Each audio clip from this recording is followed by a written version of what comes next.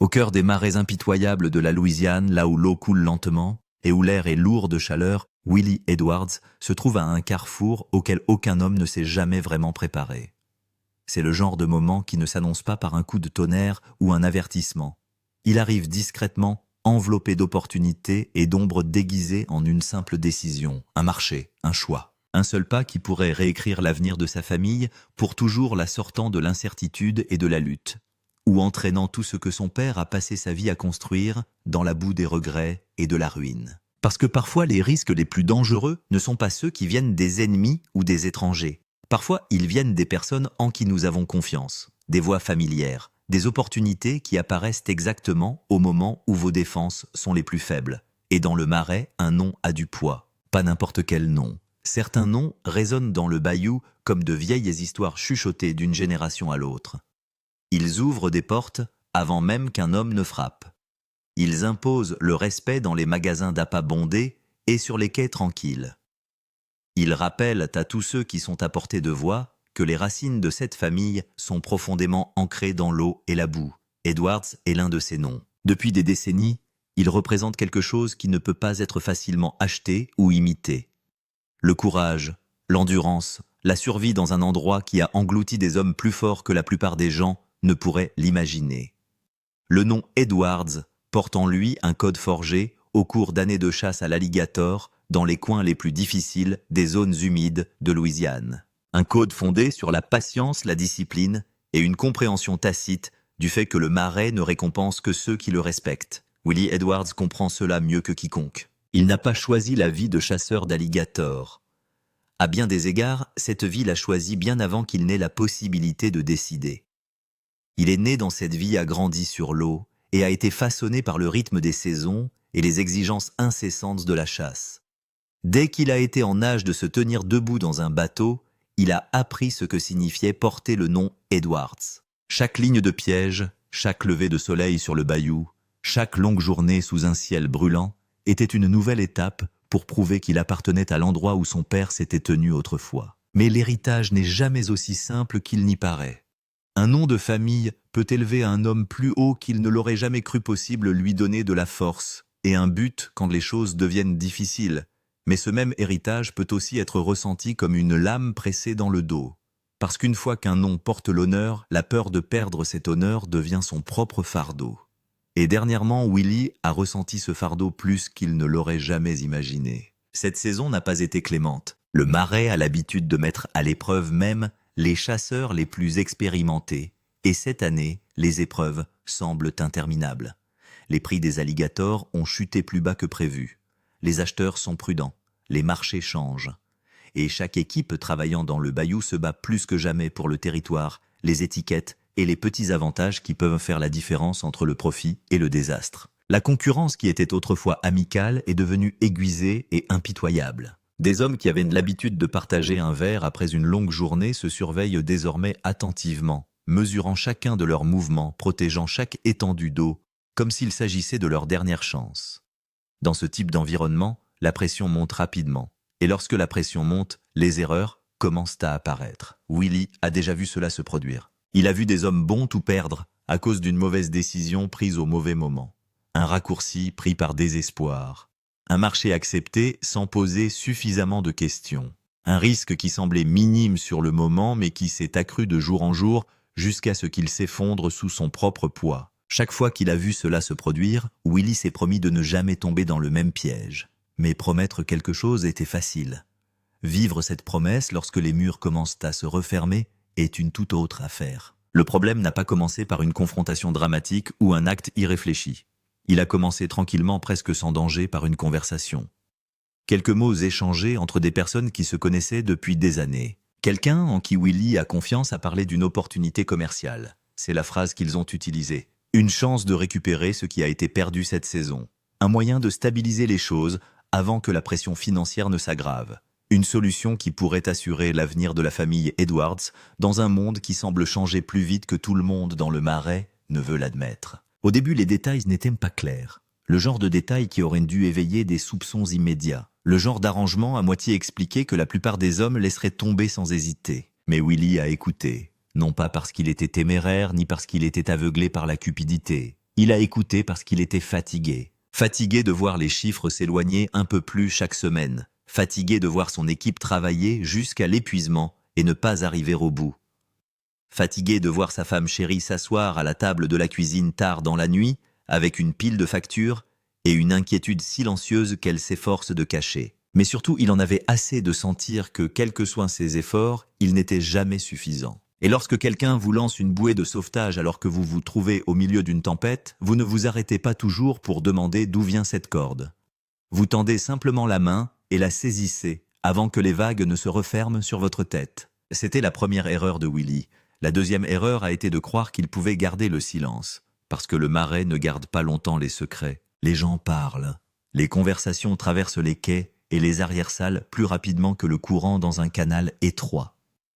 En peu de temps, l'arrangement qui était censé rester privé a commencé à prendre une vie propre. Ce qui avait commencé comme une simple opportunité s'est lentement transformé en quelque chose de plus lourd, quelque chose de dangereux, quelque chose qui mettait en jeu non seulement la réputation de Willy, mais aussi celle de tous les Edwards qui l'avaient précédé. Le père de Willy Jr. Edwards n'a pas hérité du succès, il l'a construit de ses propres mains. Il y a des années, il a commencé avec à peine plus qu'un petit bateau, une poignée de lignes et une détermination obstinée qui refusait de laisser l'échec s'installer. Lentement, saison après saison, il s'est taillé une place dans le marais, non pas en prenant des raccourcis ou en contournant les règles, mais en faisant les choses de la bonne manière, même quand c'était plus difficile. De lui, Willy a appris bien plus que la chasse. Il a appris à lire l'eau comme certains hommes lisent les livres. Il a appris à comprendre les mouvements du marais, les signes subtils qui révèlent où un alligator peut faire surface ou où un danger peut attendre. Il a appris la patience, la discipline tranquille nécessaire pour attendre le bon moment plutôt que de se précipiter dans les erreurs. Et surtout, Junior lui a appris à porter le nom Edwards avec intégrité. Aujourd'hui, Willy se retrouve au bord d'une décision qui menace de tout faire basculer. Une décision qui pourrait transformer le nom d'Edwards d'un symbole d'honneur en une histoire d'avertissement chuchotée par les chasseurs dans des années. Le pire, c'est que Willy ne peut même pas dire avec certitude comment il en est arrivé là. Il ne sait pas s'il a fait ce choix délibérément étape par étape ou si les circonstances l'ont lentement poussé dans ses retranchements jusqu'à ce que la réaction lui apparaisse comme la seule option possible. Quoi qu'il en soit, l'horloge avance. Et le marais n'est pas un endroit où l'on attend patiemment qu'un homme règle ses doutes. L'homme derrière l'offre s'appelait Caleb Thibodeau. Dans le bayou, ce n'est pas un nom que les gens prennent à la légère. Caleb avait de l'argent, des relations et une réputation qui le suivait dans toutes les pièces avant même qu'il ne prononce un mot. Les gens savaient qu'il avait un moyen d'obtenir ce qu'il voulait que ce soit par le charme, la persévérance ou une pression difficile à ignorer. Cela faisait des années qu'il tournait autour du circuit des marais. Il n'avait jamais fait partie de la communauté, mais n'en était jamais complètement sorti non plus. Il opérait dans les espaces gris où les transactions légales s'estompaient pour laisser place à quelque chose de moins confortable. La plupart des chasseurs gardaient leur distance avec lui, mais Caleb avait le don d'apparaître au moment où quelqu'un avait le plus besoin d'aide. Willy l'a rencontré dans un petit magasin d'appât à la sortie de Pierre-Part par un après-midi humide du début du printemps. L'air était si lourd qu'il donnait l'impression de respirer dans de l'eau chaude et les moustiques planaient en essaims épais qui bourdonnaient en permanence autour de leur tête. Caleb s'est appuyé contre son camion lorsque Willy est arrivé fumant une cigarette et arborant un sourire calme qui suggérait qu'il savait déjà comment la conversation allait se terminer. Il ne s'embarrasse pas de bavardage. « J'ai entendu dire que le début de votre saison n'a pas été très bon », dit Caleb avec désinvolture en jetant des cendres sur le gravier. Les étiquettes ne bougent pas comme elles le faisaient auparavant. Willy croise les bras sur sa poitrine tout en gardant une expression stable. « Nous nous débrouillons ». Caleb répète le mot lentement comme s'il le goûtait. « Nous nous débrouillons », répète-t-il. C'est le mot qu'un homme utilise lorsqu'il est à un mauvais mois de perdre son bateau. Willy sentit sa mâchoire se serrer mais il ne discuta pas.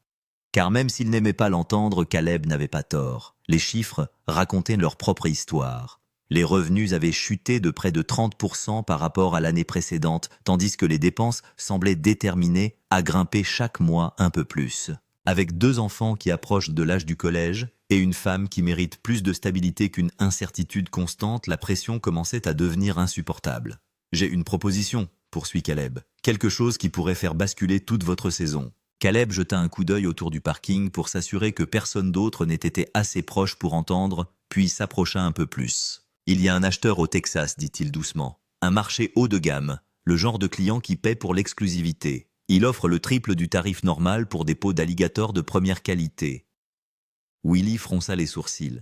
Pourquoi quelqu'un paierait-il le triple? Caleb haussa légèrement les épaules. Parce qu'il le peut, parce que ses clients ne se soucient pas du prix. Ils veulent obtenir quelque chose que personne d'autre n'a. Et parce qu'il sait que des chasseurs comme vous peuvent le faire. D'après l'expérience de Willy, lorsqu'une offre semble aussi intéressante, cela signifie généralement que quelque chose d'important n'a pas été dit. Mais Caleb a continué à décrire l'opportunité en détail brossant, un tableau de la sécurité financière qu'il était presque impossible d'ignorer. Il parle de la famille de Willy qui peut enfin respirer plus facilement du nom Edwards, qui ne se contente pas de survivre dans un secteur en mutation, mais qui y prospère. Enfin, Willy pose la question qui lui trotte dans la tête depuis le début de la conversation. Caleb sourit lentement. « Il n'y a pas de problème, dit-il. L'acheteur a besoin de volume et il en a besoin régulièrement. Et il a besoin de discrétion. Pas de paperasserie par les voies habituelles. Nous nous occupons de tout en privé. » Le signe d'avertissement que Willy attendait depuis le début était là. En privé, cela voulait dire en dehors des règles. Et en dehors des règles, cela voulait dire contourner les règlements que les chasseurs suivaient depuis des générations. Contourner ces règles voulait dire risquer tout ce que son père avait construit pendant des décennies de travail honnête. « Je ne sais pas, Caleb, » dit Willy avec précaution. Caleb hocha la tête comme s'il comprenait parfaitement. « Je comprends, répondit-il, tu es un homme droit. Ton père l'était aussi. Mais le monde n'est plus le même, Willy. Les gens qui continuent à jouer selon les vieilles règles sont ceux qui sont laissés pour compte. » Il fit une pause, laissant les mots s'installer, avant de donner l'argument final. « Si tu veux vraiment honorer l'héritage de ton père, fais en sorte que tes enfants aient quelque chose à hériter. Réfléchis-y. » Et Willy y a réfléchi. Pendant des jours, l'idée a tourné dans son esprit comme une tempête agitée.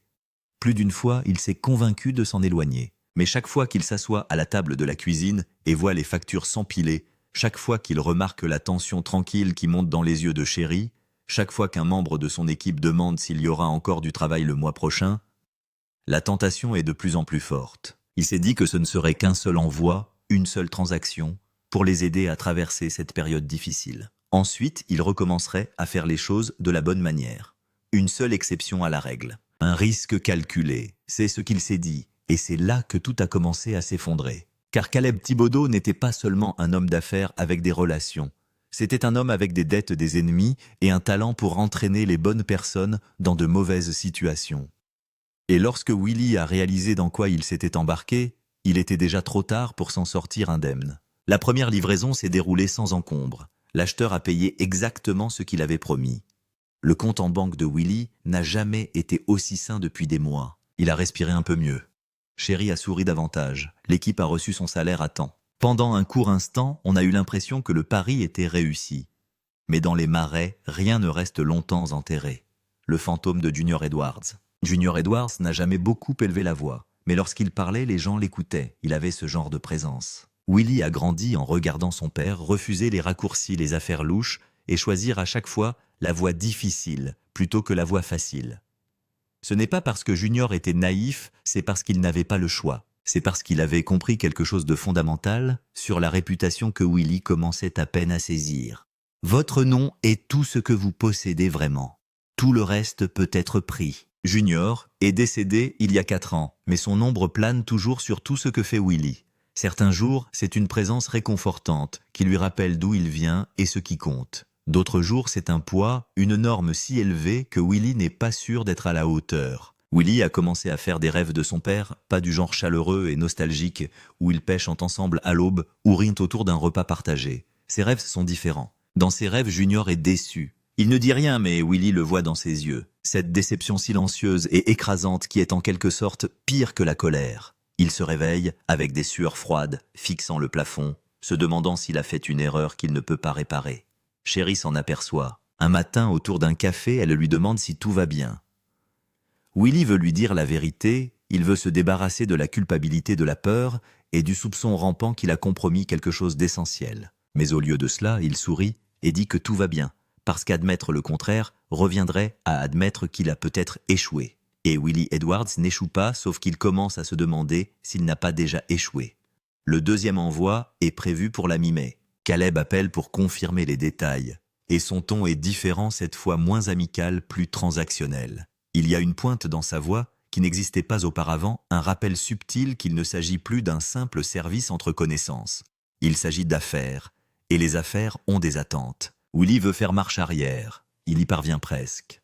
Mais Caleb mentionne que l'acheteur est tellement satisfait de la première livraison qu'il est prêt à doubler la commande et à augmenter le paiement. Les chiffres sont stupéfiants, suffisants pour non seulement stabiliser la saison, mais aussi pour préparer la famille de Willy pour des années. Suffisant pour faire taire la voix dans sa tête qui ressemble beaucoup à celle de Junior Edwards qui lui dit de s'en aller. Il n'abandonne donc pas et accepte la deuxième cargaison puis la troisième. Et avant qu'il ne s'en rende compte, il est au fond du gouffre plus profondément qu'il ne l'aurait jamais imaginé. L'argent continue d'arriver et avec lui un sentiment croissant de malaise qu'aucune sécurité financière ne peut ébranler. Parce que Willy n'est pas stupide. Il sait comment ces choses fonctionnent. Il sait que plus on danse avec le diable, plus il est difficile de s'en éloigner. Et il sait que quelqu'un finira par le remarquer. Quelqu'un le fait toujours. Ce quelqu'un s'avère être Randy Edwards, l'oncle de Willy, et l'un des chasseurs les plus respectés du bayou. Randy est là depuis assez longtemps pour savoir quand quelque chose ne sent pas bon.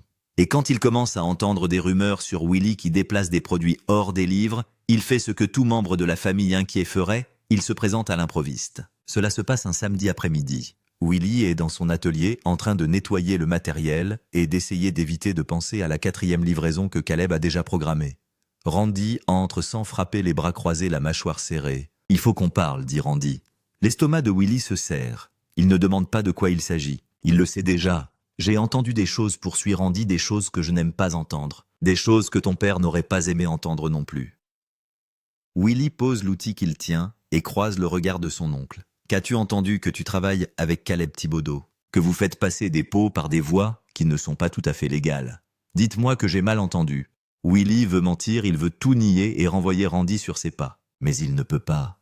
Pas à Randy, pas à l'homme qui s'est tenu aux côtés de Junior à chaque moment important de sa vie. « Ce n'est pas ce que tu penses », dit Willy à voix basse. « Alors dis-moi ce que c'est. » Et pour la première fois depuis le début de toute cette histoire, Willy le fait. Le boursouflement et les affaires. Randy écoute sans interrompre. Son visage ne change pas beaucoup, mais Willy peut voir la déception s'installer. La même déception qu'il a vue dans ses rêves. Lorsque Willy termine son explication, le silence qui suit est suffocant. Enfin, Randy parle. « Avez-vous la moindre idée de ce que vous avez fait? J'essayais de nous maintenir à flot, en prenant des raccourcis, en travaillant avec un homme comme Caleb Thibodeau. Willy, ton père a passé 30 ans à établir la confiance avec chaque revendeur, chaque acheteur, chaque chasseur de cet état. Et vous vous en débarrassez pour obtenir de l'argent rapidement. Ce n'est pas si simple.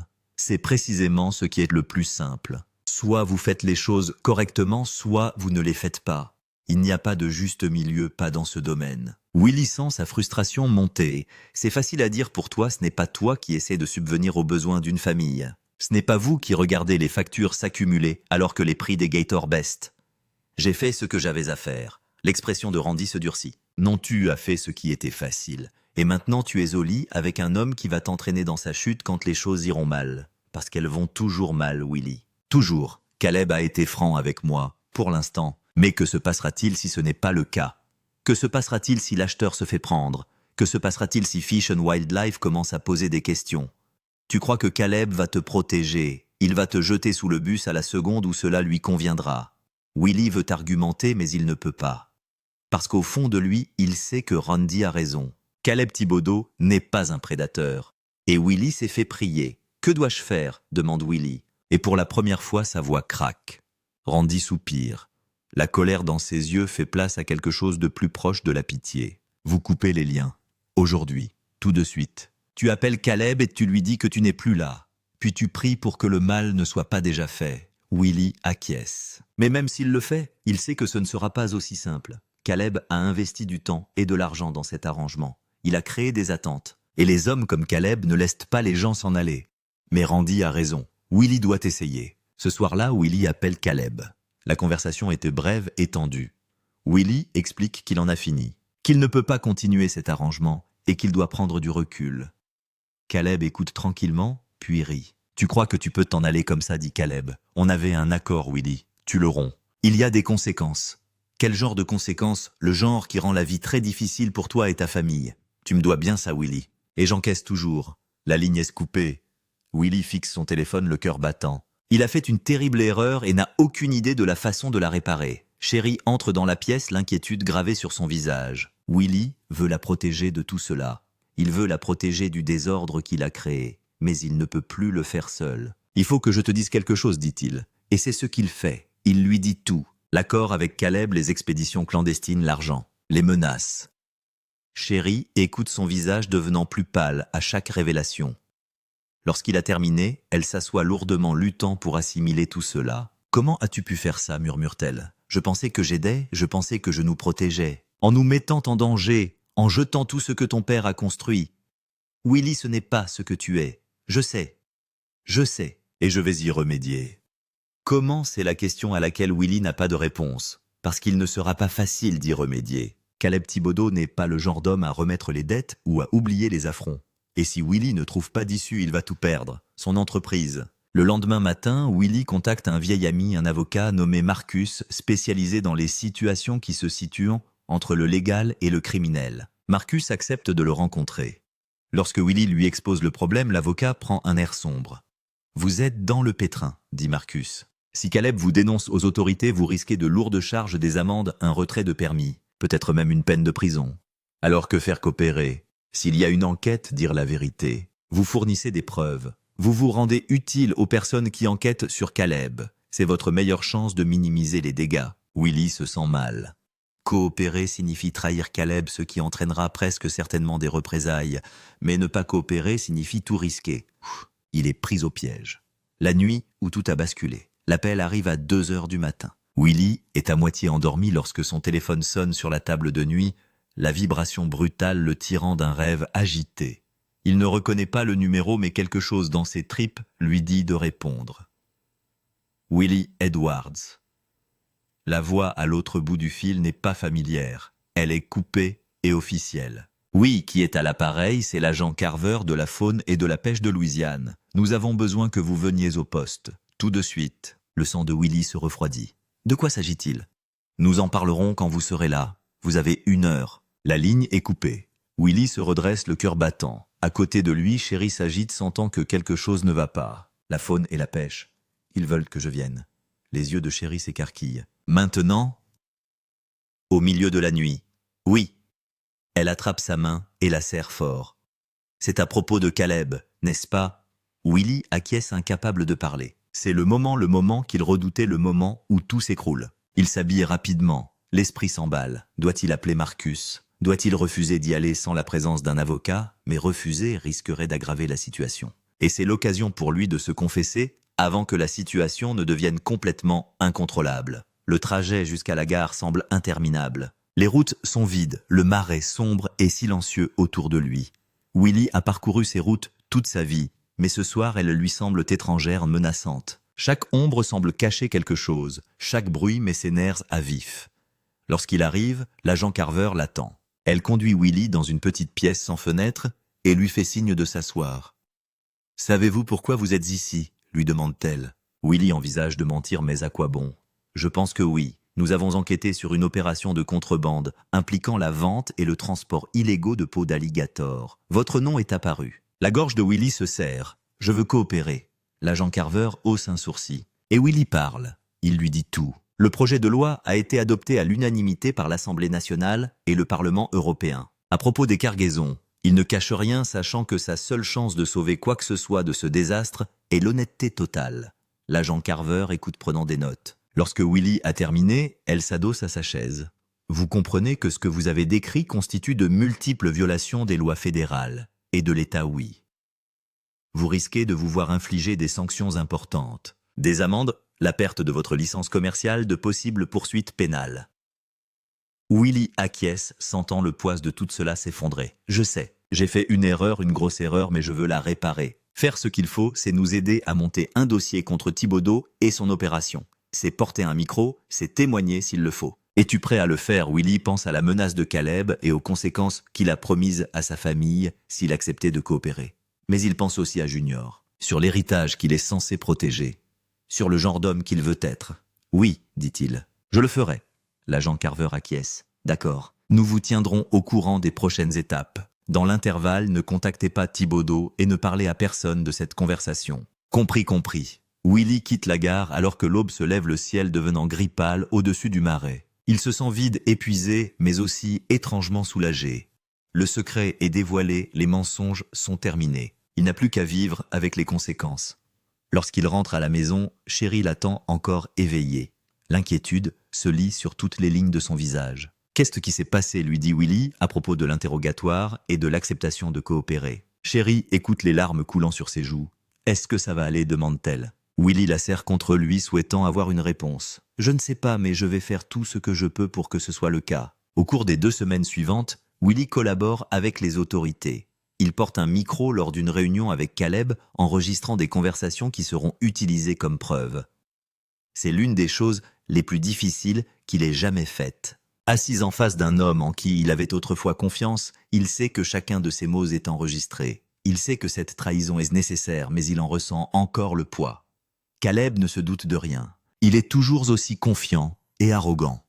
Il parle de futures expéditions et de contrats plus importants. Willy joue le jeu, détestant chaque seconde mais sachant qu'il faut le faire. Lorsque l'opération d'infiltration a finalement lieu, Caleb est arrêté avec 3 autres hommes impliqués dans le réseau de contrebande. Willy regarde de loin les agents emmener Caleb menotté et il ne ressent aucune satisfaction, seulement de la tristesse. De la tristesse pour les choix qui les ont tous les deux conduits ici. L'héritage est en jeu. Les retombées sont rapides et brutales. La nouvelle de l'opération de contrebande se répand dans la communauté des marais comme une traînée de poudre. L'implication de Willy même, en tant que témoin coopérant, devient de notoriété publique. Certaines personnes comprennent, d'autres pardonnent. Mais beaucoup ne le font pas. Certains chasseurs refusent de travailler avec lui. Des concessionnaires qui ne répondent pas à ses appels. Des amis qui n'ont soudain plus de temps. Le nom Edwards qui ouvrait autrefois des portes enferme aujourd'hui. Willy peut le voir dans les yeux des gens qui le regardent. La déception, le jugement, la perte de respect. C'est précisément ce qu'il craignait. Randy le soutient, ce qui l'aide. Chéri aussi. Willy sait que leur mariage en a souffert et qu'il faudra des années pour le réparer. Ses enfants sont assez âgés pour comprendre une partie de ce qui s'est passé. Et leur confusion et leur douleur sont plus profondes que n'importe quelle sanction légale. Le permis de pêche commercial de Willy est suspendu pour 6 mois et il est condamné à une amende de 12 000 $. Cela aurait pu être pire, bien pire, mais c'est toujours dévastateur. 6 mois sans revenus. 6 mois à chercher comment subvenir aux besoins de sa famille par d'autres moyens. 6 mois à vivre en sachant qu'il est responsable de cette situation. Le seul point positif est que sa coopération a permis de démanteler une importante opération de contrebande. Caleb Thibaudot est condamné à 5 ans de prison fédérale. L'acheteur texan et plusieurs intermédiaires sont également condamnés. Les autorités reconnaissent l'aide de Willy et cette reconnaissance pourrait être la seule chose qui sauvera sa réputation à long terme. Mais le chemin du retour est lent. Willy passe sa suspension à faire des petits boulots, à aider d'autres équipes pour des travaux autres que la chasse, et à essayer de reconstruire la confiance qu'il a brisée. C'est humiliant, c'est douloureux, mais c'est aussi nécessaire. Un soir, il est assis sur le quai derrière sa maison et regarde le soleil se coucher sur l'eau. Le marais est magnifique à cette heure de la journée avec sa lumière dorée et ses longues ombres.